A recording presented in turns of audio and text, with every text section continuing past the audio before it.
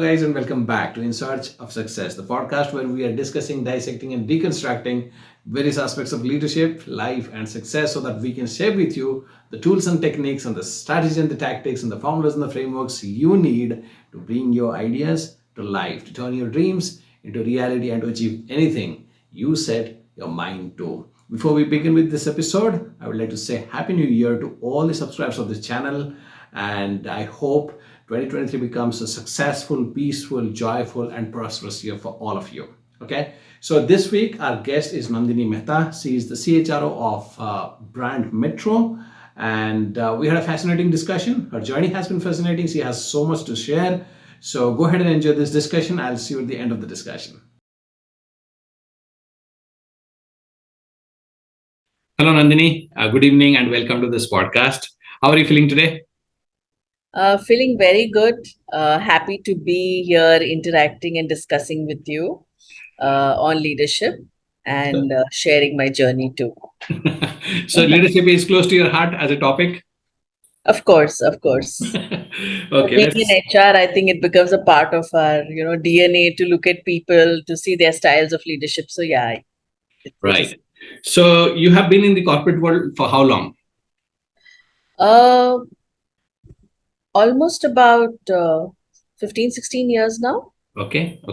So, the entire duration has been in HR? No, I've Okay. had a very, very diverse journey. Take us through your journey.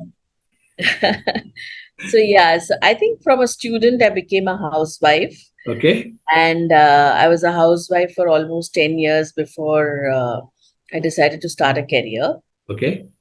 And the easiest thing that comes to a woman to start a career is teaching. So Okay. I started with teaching in my children's school.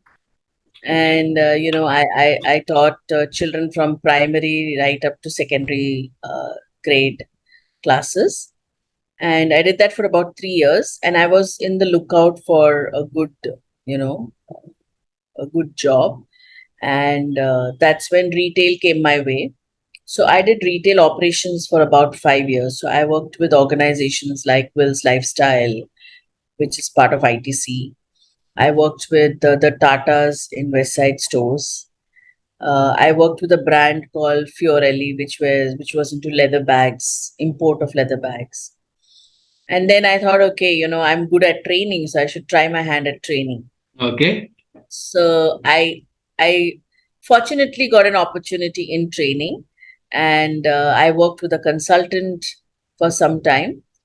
Post which I worked with hypermarkets. I'm sure you would have heard of Total Hypermarkets in Yes. Bank. I worked with them for a couple of years. And I think post that was the turning point in my career, I would say, where I joined Landmark. Okay. So I joined them in the year 2008 as the head of training for Max. And of course, I handled multiple portfolios in the training role itself for over 7 years there. Okay. Not 7 years, 5 years there. 2008, not even 5 years. 2000, about 3 to 4 years. Okay. 2008 to about 2011 mid is when I handled that portfolio, and then uh, I guess the miracle happened. Uh, Somebody from the Max team, one of the leaders in the Max team, identified me to take over the HR head role. Okay. It so happened that we had, during my tenure of 3 years in Max, we had three HR leaders who came and left in a span of 1.5 years. Wow. Okay. 1.5, 2 years. So that's when they said, okay, let's identify someone internally, and they identified me to take over the role. So I was handling the business HR head role for Max from 2012 to about 2020. So about 8 years in that role. And then I handled the HR head role in lifestyle for about a year. And then this opportunity of Metro came my way. So right now I'm the CHRO at Metro Brands Limited. So that's been my career journey. Pretty fascinating, I would say. I think I still feel I'm in a dream world. I really can't believe that, when I'm talking to you, I realize, oh, I have done all of this. So. So you get a chance to reflect back immediately. Yeah? Yeah, absolutely. So let's start with the teaching thing. Now, looking back or looking at the current scenario of the education system, how things are happening in the engineering and MBA schools, right? Colleges. Would you agree that the education system is poised to teach leadership to our next generation, or would you like to kind of tweak it a little so that they can learn a little bit of leadership or become leaders themselves?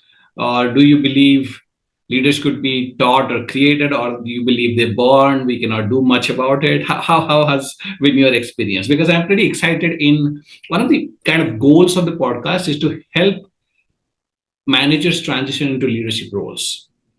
The second part is existing leaders who want to grow, who have taken ownership of their own growth and development, right? They should get a little bit of advice and practical tips and tricks on how they can also improve, right? So, in short, developing the next generation of leaders is something very exciting to me. So, from your journey, what do you think? How are we poised? First question: do you believe we are in a leadership crisis and we do not have the amount of leaders we need in the corporate today? That's the first. Uh, I won't say that we are in a leadership crisis, Okay. but I would say that we are leaders need to develop themselves as better coaches in order to, you know, develop leaders. Okay. Okay. So I wouldn't say there is a crisis. There's definitely no crisis at all. It's all Okay. about how do we develop our people to make them leaders. Right. And if you're able to do that, I'm sure there won't be any crisis. Awesome. With you there. So now coming to the second part of it, do you think our schools and colleges, there are definitely, as for you, as for me, it might be a little different, but then there are some leadership criteria which we call personality traits of a leader, like being authentic, right? So those are the traits. Do you think our education system today is addressing those things?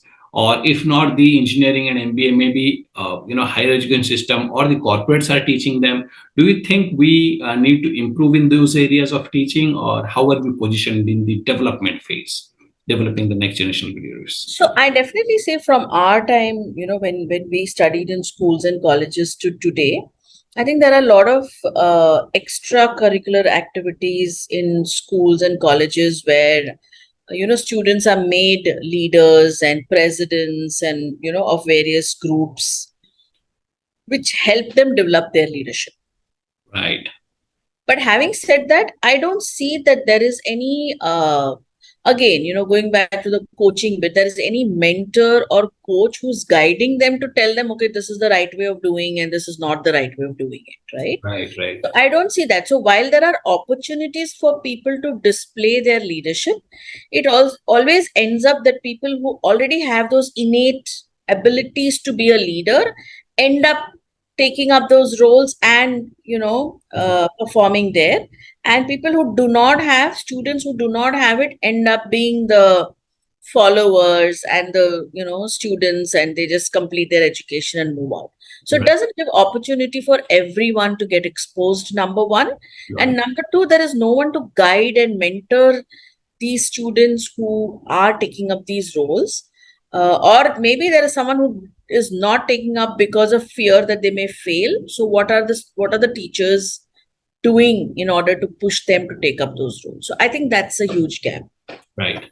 Now, assume these students are coming into workforce. They join corporates. They join companies. Now the next set of development, these guys grabbing opportunities, or staying back and letting the innate qualities, those employees becoming leaders. How is the corporate world structure in that, providing those opportunities, providing those mentoring and coaching? How is the corporate? Let's discuss the evolution when you started working versus now. Do you think things have changed a little, or there is still a long way to go for us? How is the corporate providing those opportunities of growth for those same people who do not have those innate qualities? So I think still corporates are grappling with how to develop leaders. What happens is, any organization is a pyramid, and you have the lowest rung has the maximum number of people, and as you grow up the ladder, the funnel becomes narrower and narrower, right? And it becomes very important for corporates to be able to decide who is going to be my next level leaders. Right. Okay. From this pool, who are going to be my next level leaders? How do I identify them from here and ensure that they develop into the next level and so on? Okay.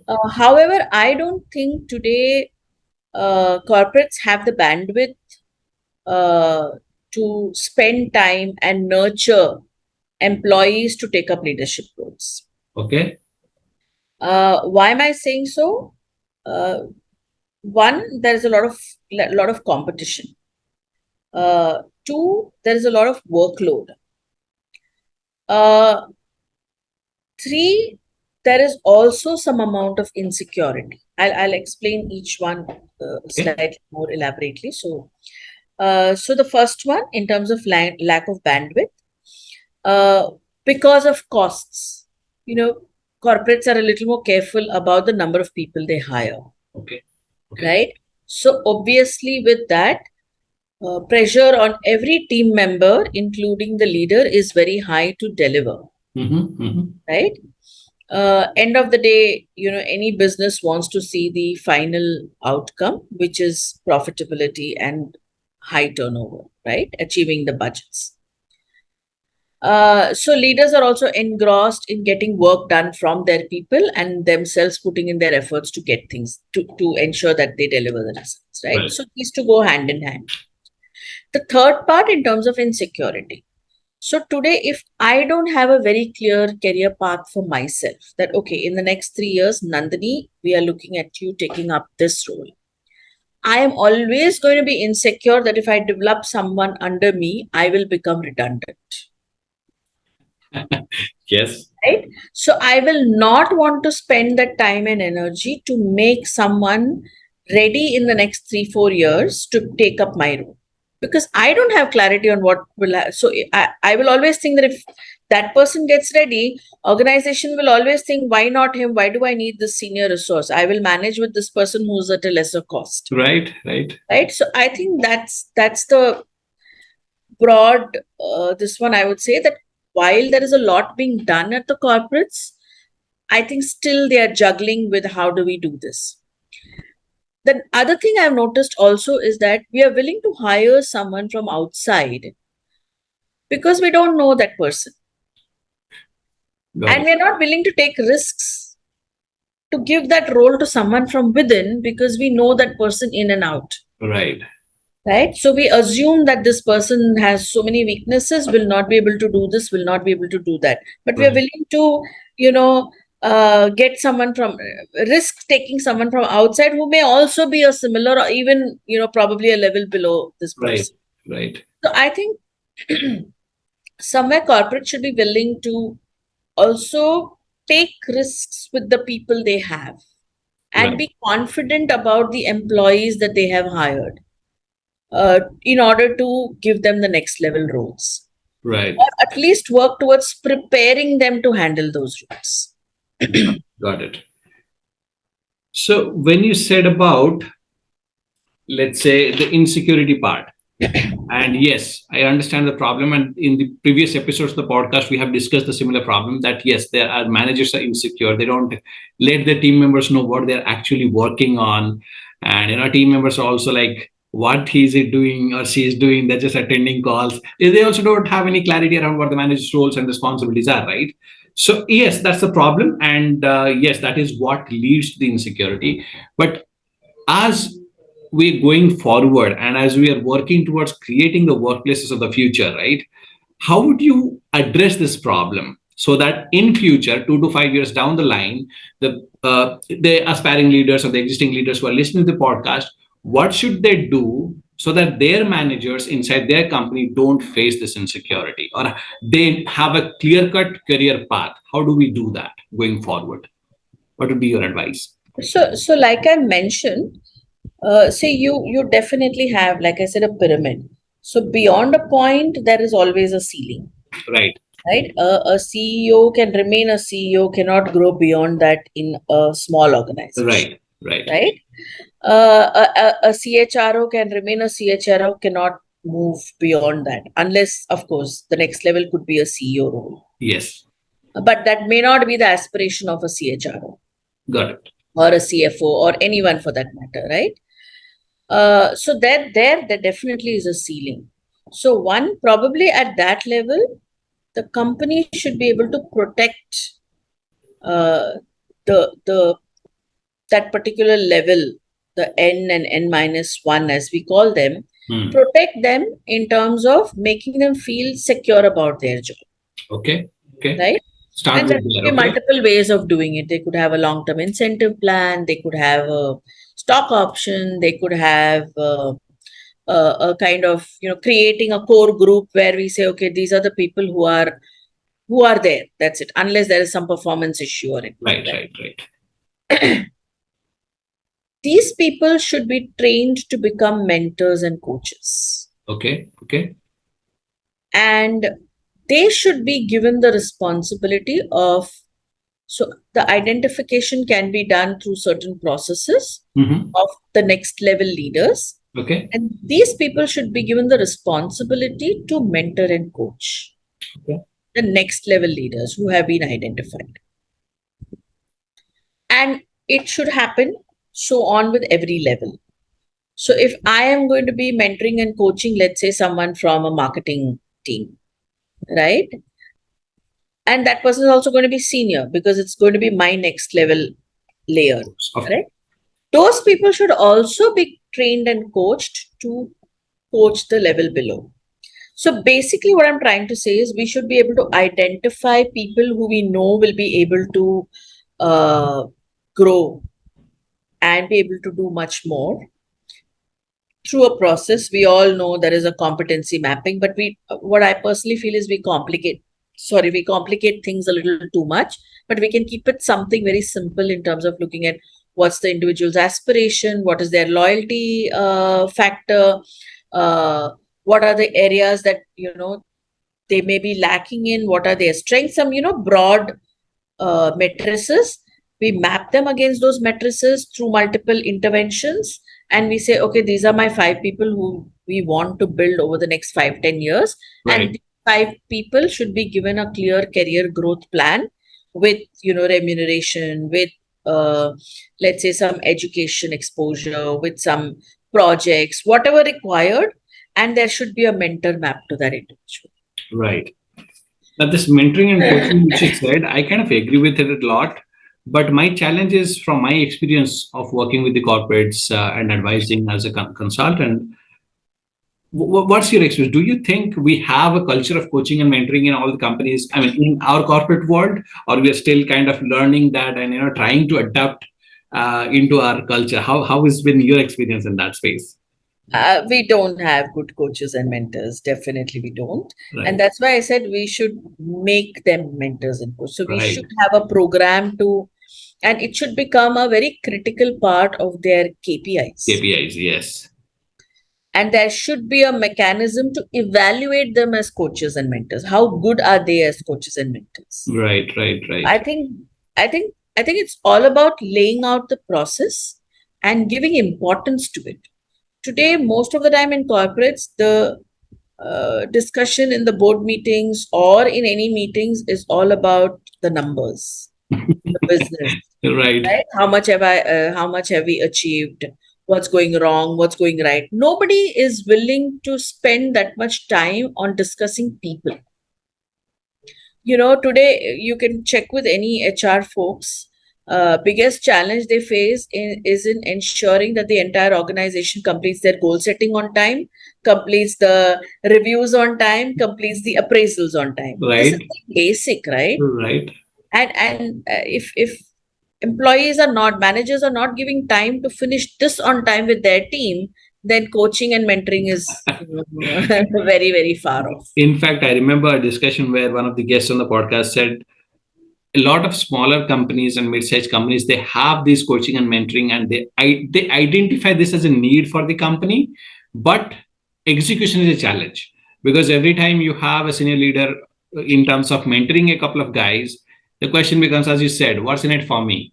Is it tied to my KPI so that it's being measured, my time invested on that, and his or her performance, whom I'm grooming, his or her performance is improving? Is that being measured somewhere? Is it linked to my KPI? So you're spot on there. Link it to the KPIs, and then probably these things will start getting acceptance in terms of the senior leaders and stuff, right? Absolutely. Here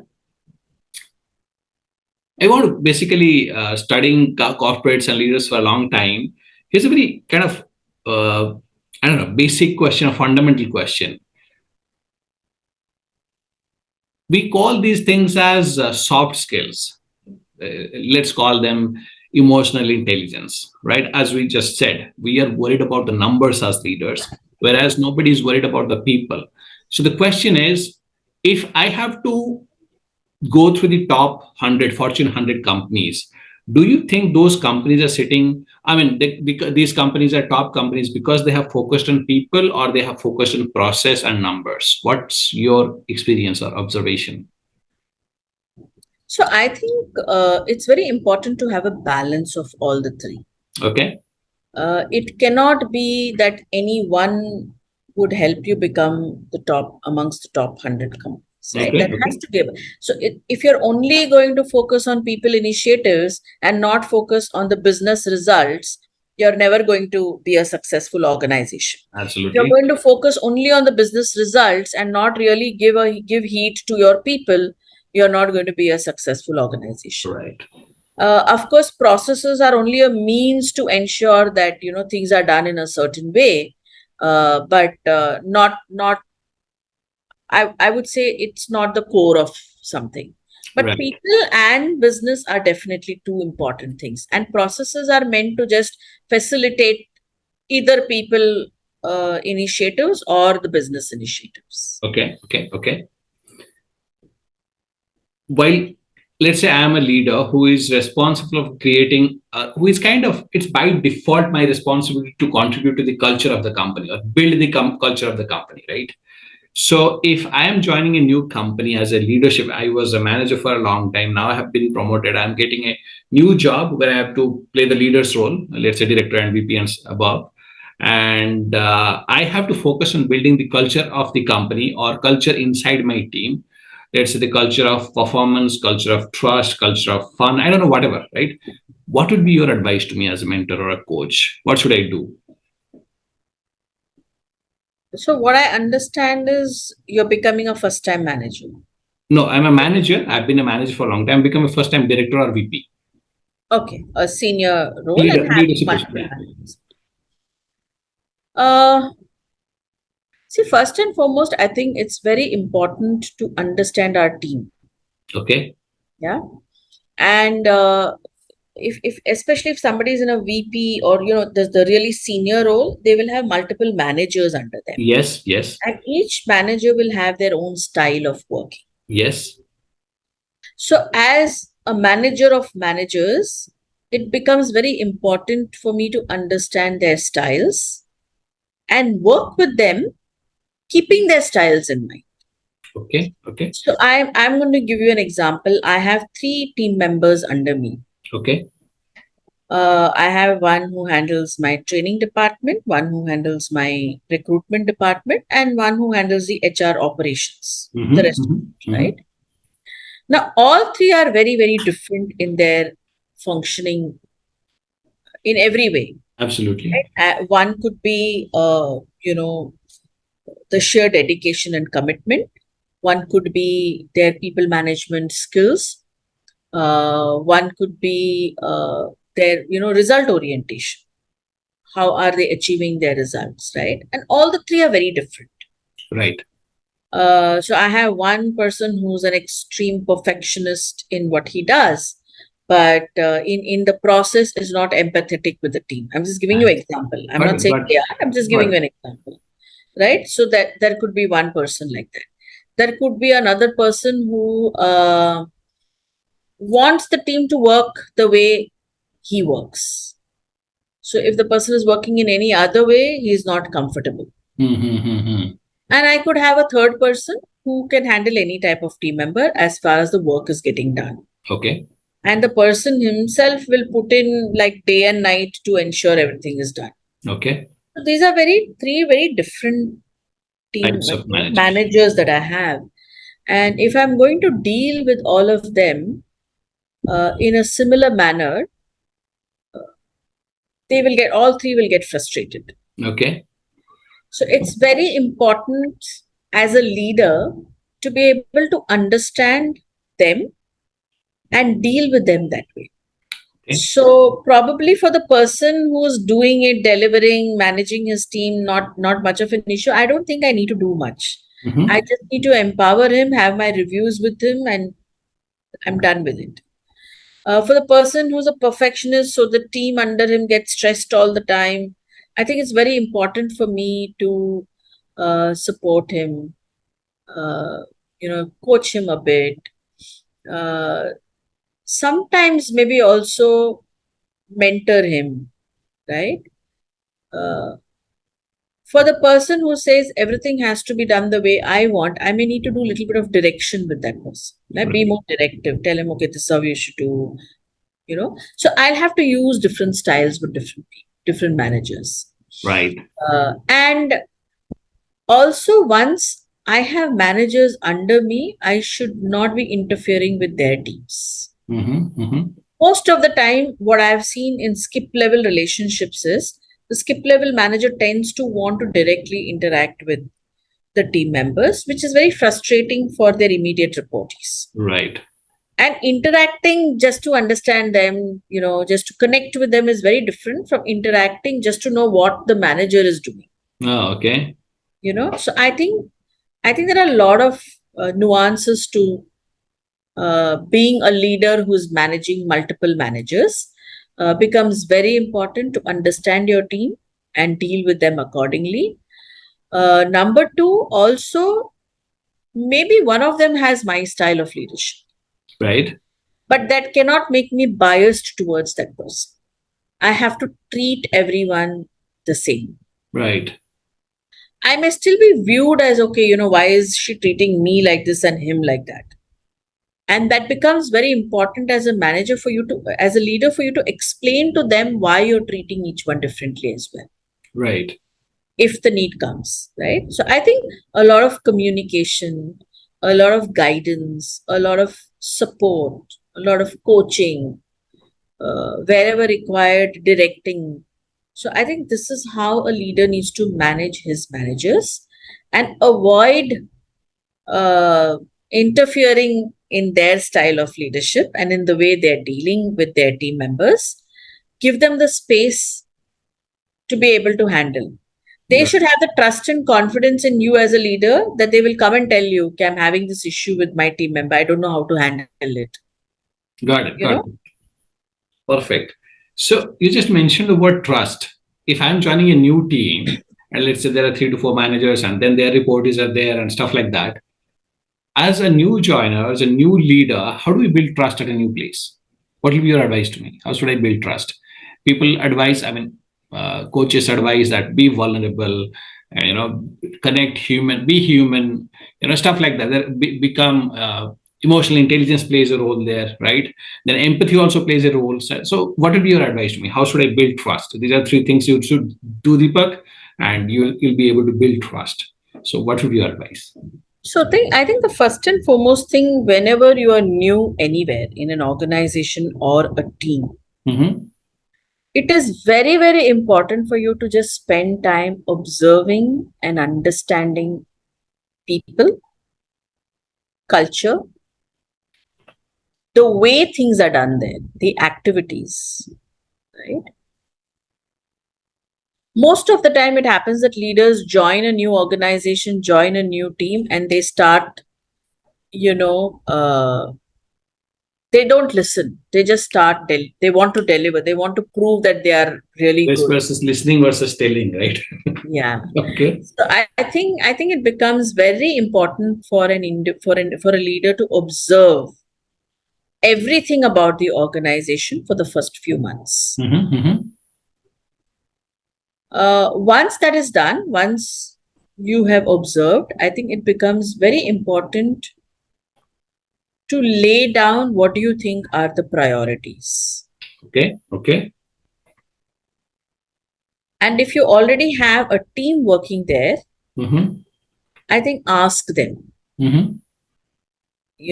okay, so this is what I've been observing. What is your thought?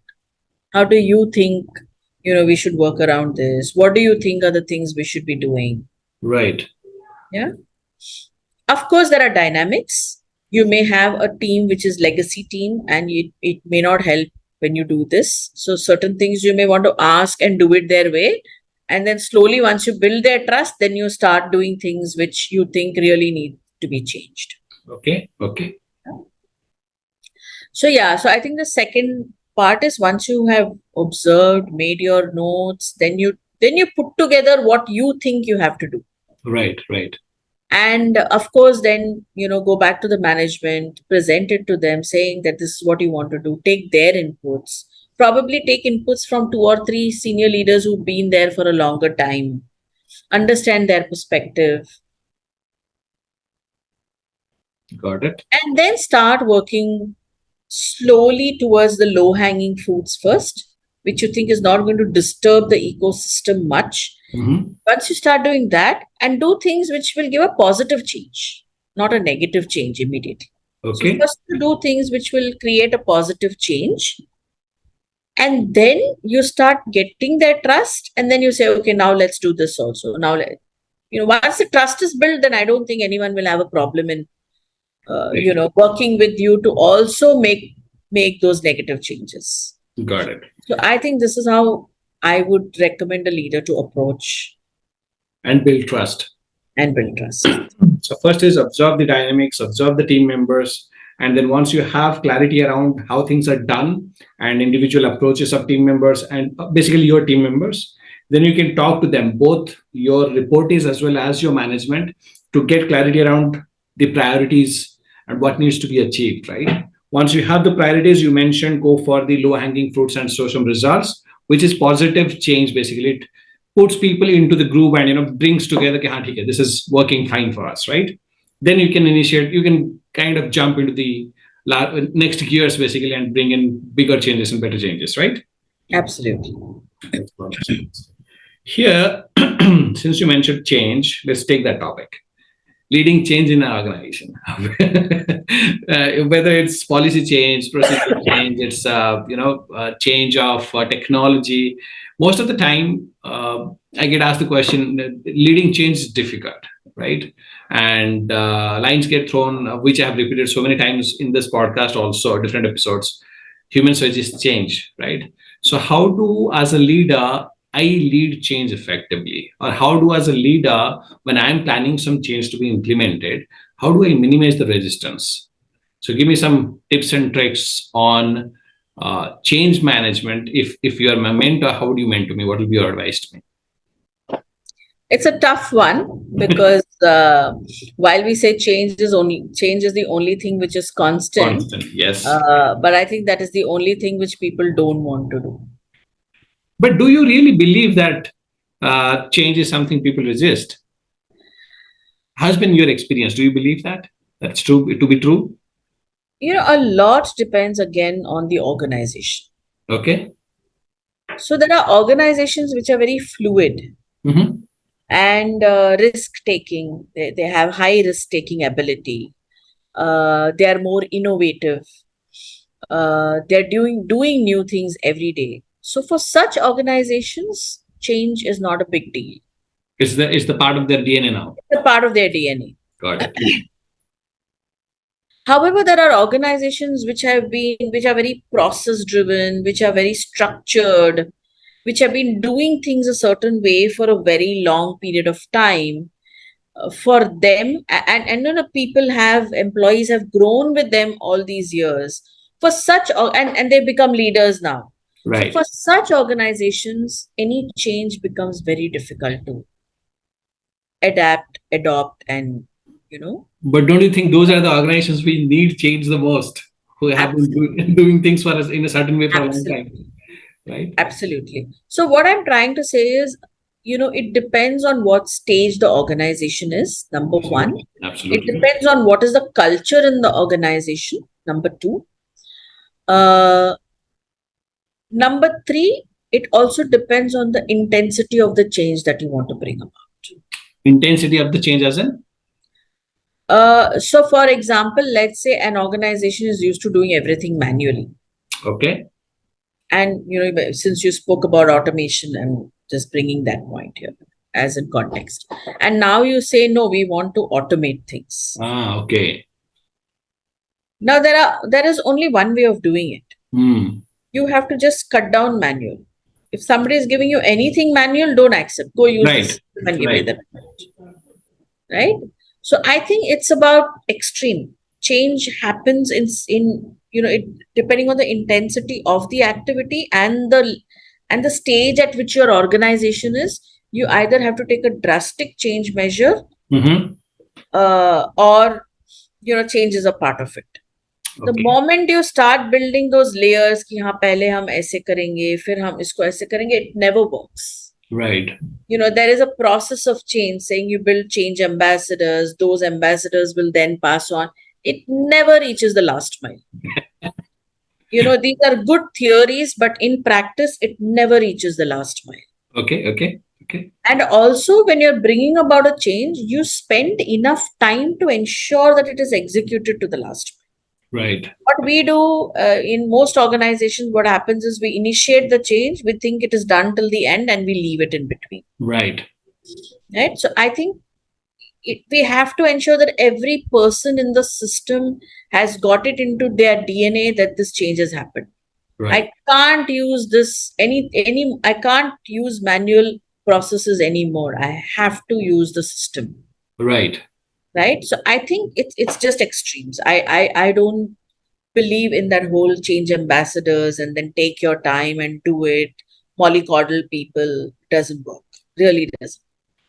Because this is something that I think a lot of companies are facing challenges with. When the pandemic hit, a lot of companies had to go online. The entire thing, right, model has to go online, and that's when a lot of these forced measures were put in place. It has to be this way because there is no other way left for us, right? So that's a brilliant example of change. Right. Overnight, we just adapted to technology, and Right. we were working longer hours than we used to work when we were in office. Right. And everything was through technology. Right. So and it happened because it was just enforced. Yeah. The situation forced everyone basically, right? Here's another question. In your experience, in your journey, you have finally reached to the CXO position, or as they say in the corporate corner office, right? So how has been your journey as a leader and as a woman leader? Do you think it is same journey as your male counterparts? Do you think it's different for women, difficult for women? How has been your experience? You've touched the I know. most sensitive part. But this needs to be discussed and addressed. And when designing the workplace of the future, we have to keep these things in mind. These are important things. So I think it's not been easy at all as a woman. Okay. I would say I'm just not a woman. I'm a single woman. Okay. And I am a single ambitious woman. And I am extremely passionate about whatever I do. And I get worked up if I'm not able to deliver what my leaders want me to deliver. Right. And that's the kind of person I am. And then I'm a woman. So it's been a very difficult journey. I'll be very frank with you on this. At every stage, I think, except for my teaching job, every other job has been extremely challenging for me. Being a woman, like I told you, I explained what kind of a woman I am. So with all these combinations, I think I've got everything combined in me that can lead me to failure, actually. Okay. But I'm a fighter. Okay. I would just say that I've fought through every role that I've handled to be where I am today. Okay. And yeah, so it's not easy. It's definitely the journey for a woman is very different from the journey for a man. And my story of that journey could be different from another woman and her journey Right. because of the space that we come from. Right. So let's say a married woman would have her challenges. Uh, let's say a married woman having kids would have her challenges, right? So I think every woman, uh, their respective phases have their challenges. Right. I don't think any woman will tell you that the journey for their male counterparts and them have been the same. Not so far in the podcast. Not Yeah, so far. it is not. And Not. if any woman tells you it has been the same, I think she's the luckiest woman in the world, or probably she's just saying it because she doesn't want to, say anything else. But I think definitely the journeys are different, and I don't blame anyone for it, because I guess we are a culture. I think across, it's not just in India, it's everywhere. Men dominate the uh, the work market, the job market, Right. and it has always been built. Our ecosystem is built where they say the man is the bread earner and the woman is the homemaker, Homemaker. Right. Right. right? So it is so inbuilt in everybody, uh, that the men don't know how to deal with women in a corporate, Right. in a work environment. They only know how to deal with a woman in the kitchen or in the house or taking care of the kids, right? Of course, things are changing now. I think the newer generations are more and more, I would say, aware of this. And even parents, the newer parents are bringing up their children to make them equals. So, of course, I'm hoping that over the next decade or so, there are much better changes for women. But Right. it's not been an easy journey at all, Right. be it from peers, be it from my managers, uh, some team members too. But I've not had so much of an issue with team members as much as with peers and managers. Got it. Having said that, I wouldn't like to also say that everyone is like that. I've had some excellent bosses as well, without whom, male bosses, Got it. without whom I don't think I would have been able to achieve what I have achieved through these years. Got it. How easy it is to find a female mentor at workplace today? Because this has been a struggle for a lot of people I know. And they have most of them have got male mentors and they've got good mentorship. They have That's how they have risen through the ladder, and they're grateful about it. But finding a female mentor at workplace, how easy it is or how difficult it is today, and how do you think that space is changing over the next few years? So I think even before going into women mentors, how difficult it is to have women leaders in organizations. Okay. And if I'm not going to have women leaders, how am I going to have women mentors? Got it. They're all related, basically. Yes, it's the same journey. So I would say, it's as simple as that. So it's important for us to build, a strong women leadership team, in order to have strong women mentors. That's how I would put it.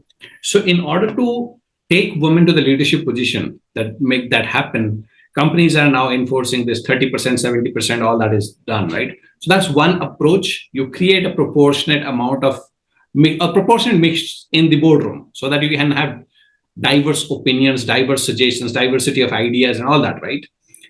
But anything else you would advise apart from just the 30/70? Anything else do you advise the corporates that this is something that could be beneficial in making more women leaders or developing more women leaders? Any other approach that you have tried your hands on, you have been exposed to as an employee? So I definitely would like to give the example of two organizations. One is Max, the landmark group where I worked in.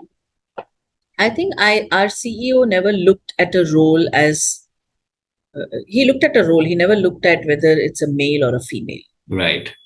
He wanted that whoever is in that role delivers, irrespective of whether it's a male or a female. Right. And we had the highest number of women leaders in Max as compared to all the other group companies. Okay. And we've done extremely well in terms of business. The second organization I would like to talk about is my current organization, which is Metro Brands. We have two women leaders from the family itself. Mm-hmm. We have our MD, who's a woman and a lady, and we have her sister as well. Both are women leaders. And currently, I would say we would be almost 50-50 in terms of our leadership team. Right. And it is not that we had forced ourselves to do it. We just found women or men suitable in the role and we hired them.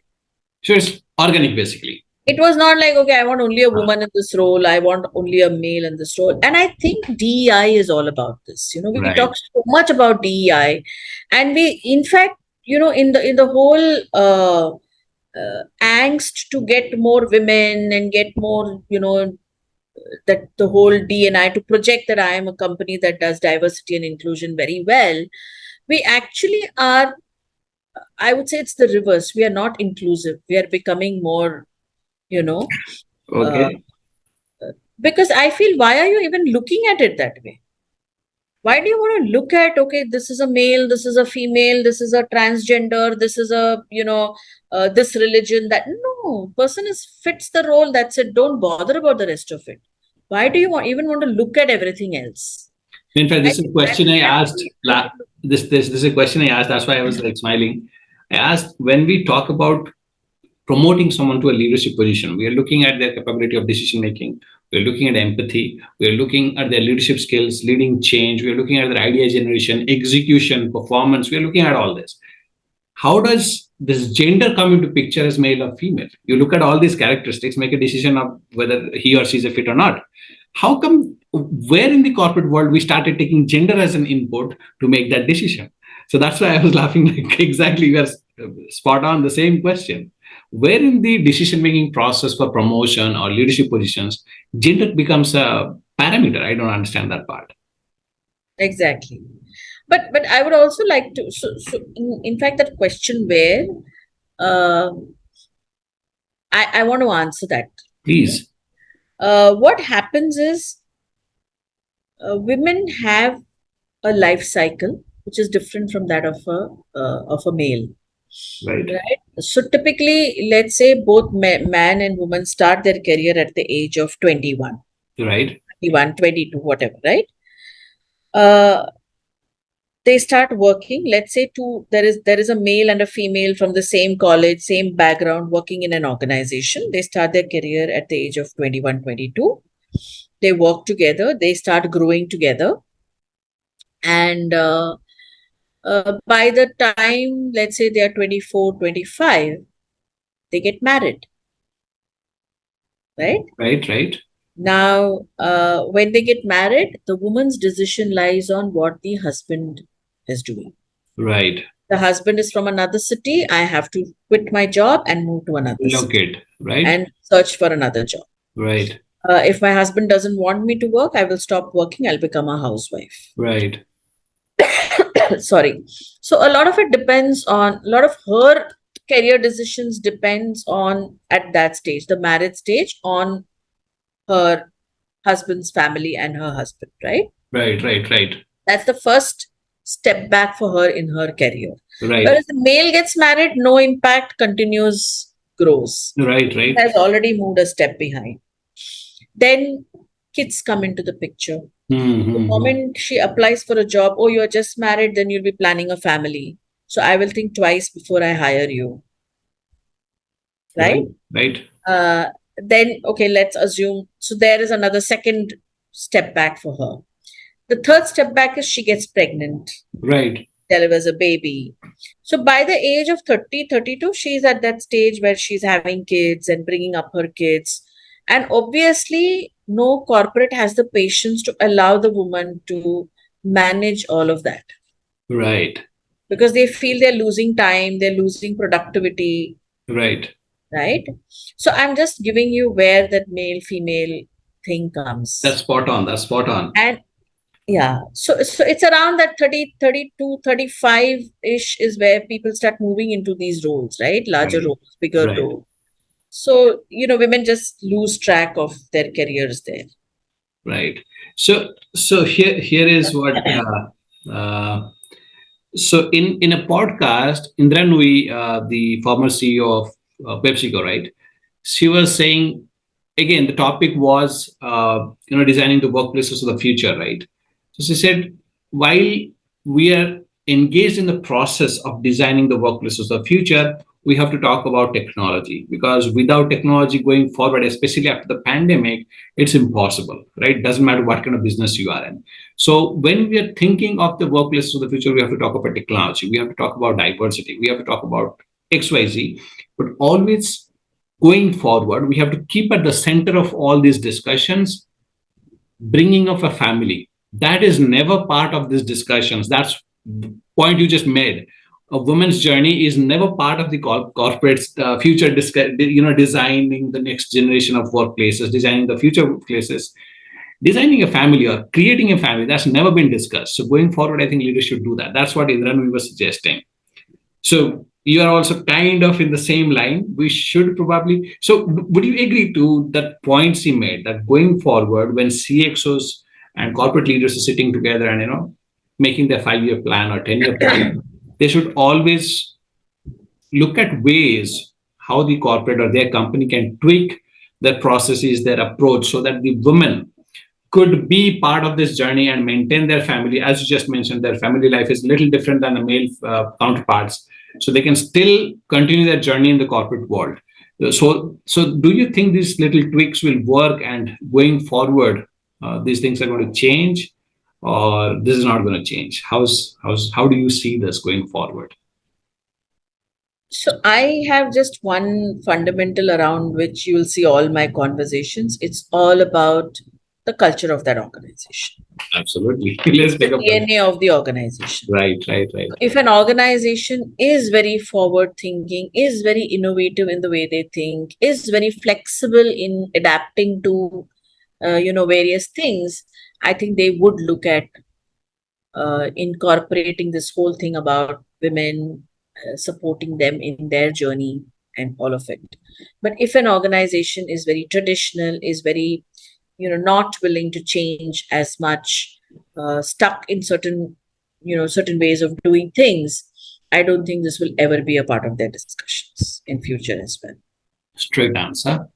Now, my question is these flexible organizations, these ever evolving organizations versus the traditional organizations which cannot change, who do we think is going to be successful going forward in the future workplaces, in the future markets, in the future customers space? Everything is changing, right? Technology is changing. The customer demography is changing, right? India is now average age, I think, of an Indian is 27 or 28, something like that, right? So everything is changing. So going forward, traditional company versus the flexible company or the nimble company, who do you think is going to become successful?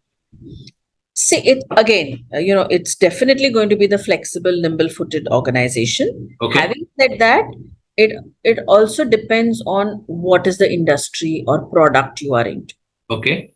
So if I have a niche product that I'm selling and nobody else in the market has that product, but if my culture is going to be pathetic, I will still find people to get my work done, but my product is going to sell. Right. A very, practical Correct. example. Correct. My product is going to sell because there's no one else selling Selling it, yeah. right. So if people are leaving, I'll find ways to outsource that also and get my things done because my product is Right. right. But Right. yes, that is very rare. It may be 10-15%, but otherwise definitely flexible, nimble-footed organizations are going to be a success. Yes. From your experience, what were the top 3 challenges that corporate leaders are facing today, especially after the pandemic is over and the great resignation is, I don't know, it's not over, it's still going. I'm not sure about that part. But in this current space, what are the top 3 challenges that corporate leaders are facing today, CXOs are facing today? I think retaining and sourcing good talent. Retaining and sourcing good talent. Okay. Why do you think it has become a problem right now? Uh, I think pandemic has taught people that their well-being is more important than anything else. Priorities of employees have changed now. Yeah. Second, I think a lot of employees don't want to be employees. Okay. And it rings a bell that are corporates doing the right things to ensure that they get employees. Right, right, right. Yeah, and so they need to start looking at creating an entrepreneurial Workspace. work culture, right? So I think second is that employees have, I mean, people have started thinking more about their well-being, their independence, not getting stuck to one thing. I uh, call it basically the way I call it or coach it is it's called time freedom and task freedom. Like Google says, 20% of the employee's time is free for them to choose a project, their pet project, right? And from that 20% has come Gmail. There are lot of products have come from that, right? So the way I say it is task freedom. Do something that you love to do, but 20% of the time. Time freedom is self-explanatory. You do the work. As long as the work is done, I don't care about whether you are doing 8 a.m. in the morning or 8 p.m. in the morning. So if the corporate start giving these two going forward, I think it's going to help in employee retention a little bit. and also I think what I'm noticing now is a lot of people want to work from wherever they are. Exactly. Yeah. So even the flexibility of working from wherever you Right. want. Work from home or any location basically. Yes. Okay. So I think, yeah, like I told you, retaining and sourcing Talent. talent. You'll Right. get people, but good talent will be tough. Right. Uh, Second challenge is, there's an overkill of technology. Okay. Okay. So if an organization does not have a technology strategy, it can ruin the organization. Right. Because every department will come and say, I want this technology, that technology, and people will end, I mean, the organization will end up getting so much that nothing is working. Right. So I think an overkill of technology is something that, Leaders are struggling with today. yeah. And third, I think, is building a leadership pipeline. If as a senior leader there has been a crisis or let's say it's corona time, right, and I'm struggling to motivate my employees to continue work and perform at their level best, and so what would be your advice to me in terms of do these couple of things or take this approach to motivate your employees, right? So, what would be your advice? How do I motivate? How should leaders motivate employees going forward? Because money as a motivator worked till I think 90s and 2000. Money was a good motivator. In fact, early parts of 2000 also, money was a good motivator. As we just said, now the time freedom, task freedom, location freedom, all that has become priority, right? So that's the question basically. How would you? I think, my first thing that I told you about when a leader joins a new team or organization, I think a similar approach here. Very important for you to know your team well Okay. and understand what motivates them. Because it's going to be different for different. Absolutely. That's what. And so I think first is that understand what motivates them and motivate them accordingly. Second is, most of the leaders think that they're a good leader if they're micromanaging, if they're constantly monitoring what their team is doing. Uh, but what really motivates people to do well is when they know that their manager trusts them. So I think building trust with your team is the one of the biggest motivators. Right. And and I think most managers lack that. So I would say second is, have that trust and empower your team. Right.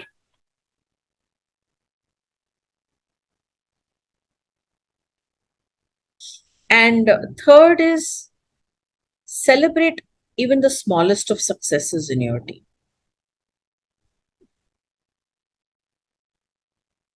Okay.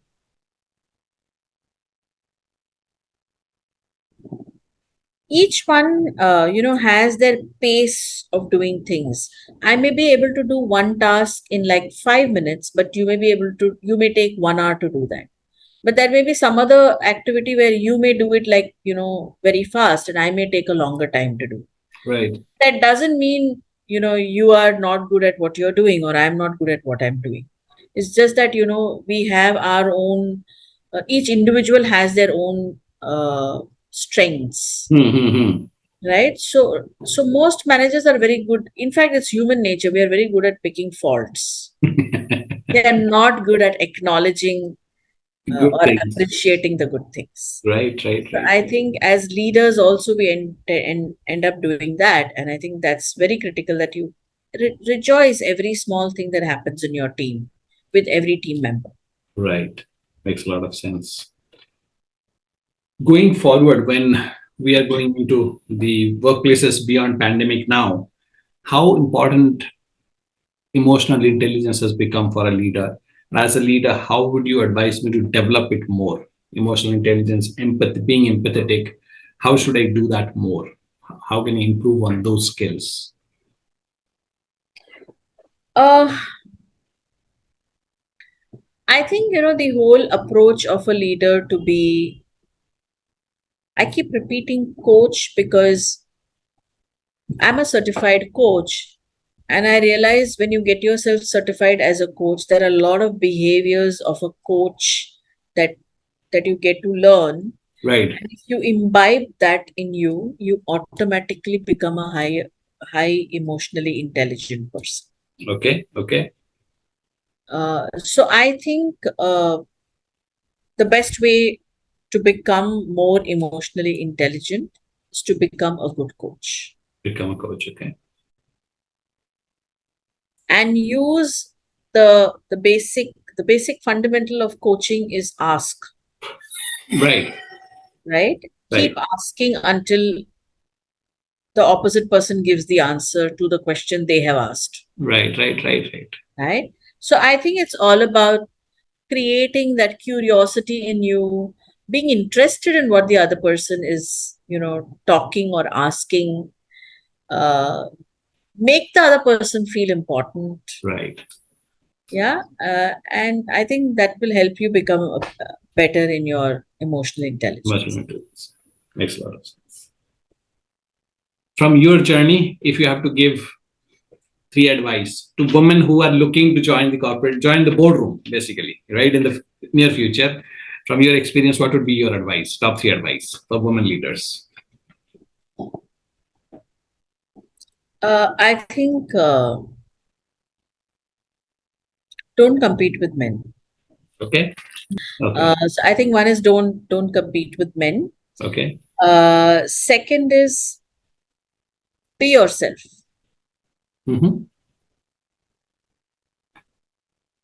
and third is stay confident and voice your opinion.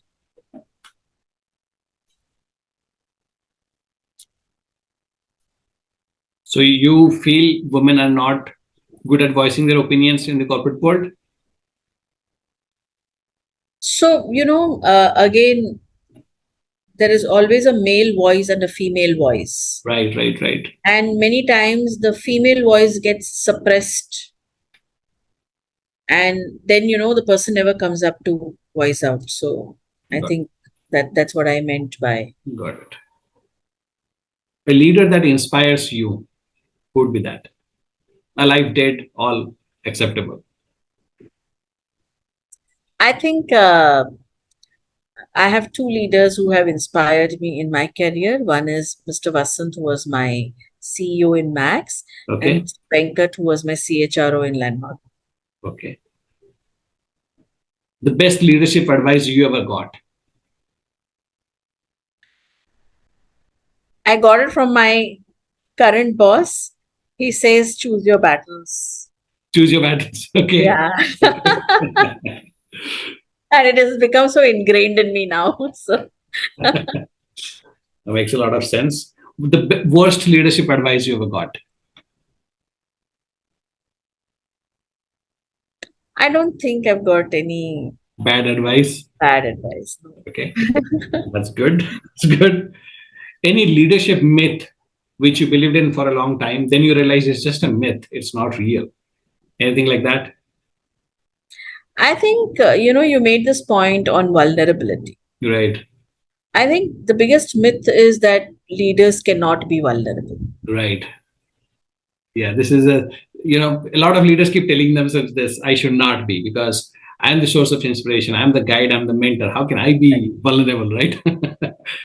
Can anybody become a leader, or there has to be some special tenets, personal tenets that should be there, then only you can become leaders? What's your experience around that? I think anyone can become leader with a lot of hard work and commitment to wanting to become a leader. Right.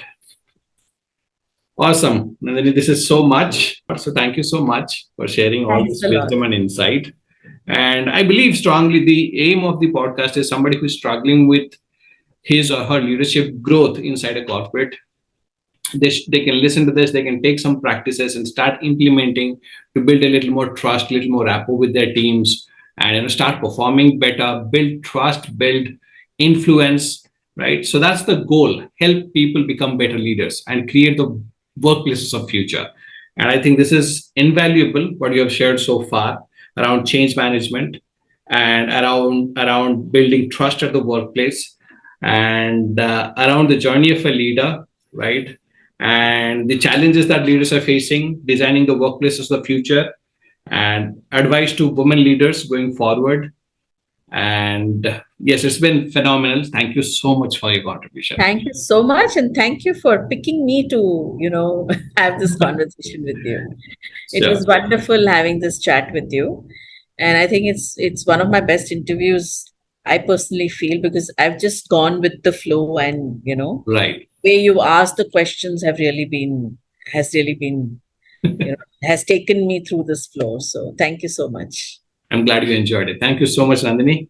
Hello, guys, and welcome back. So, that was Nandini for you, and I hope you have taken note and you have learned a ton from Nandini's experience and wisdom and insights. And I hope you're going to take advantage of her wisdom and experience and insights by implementing the lessons learned at your workplace and making your workplace the place that people will enjoy to work and basically create the workplace of the future. I hope you become successful in that, and I hope you take advantage of all her experience and insights and wisdom that she has shared with us in this episode. So I'll see you next Sunday again at 8 a.m. Till then, take care and be limitless.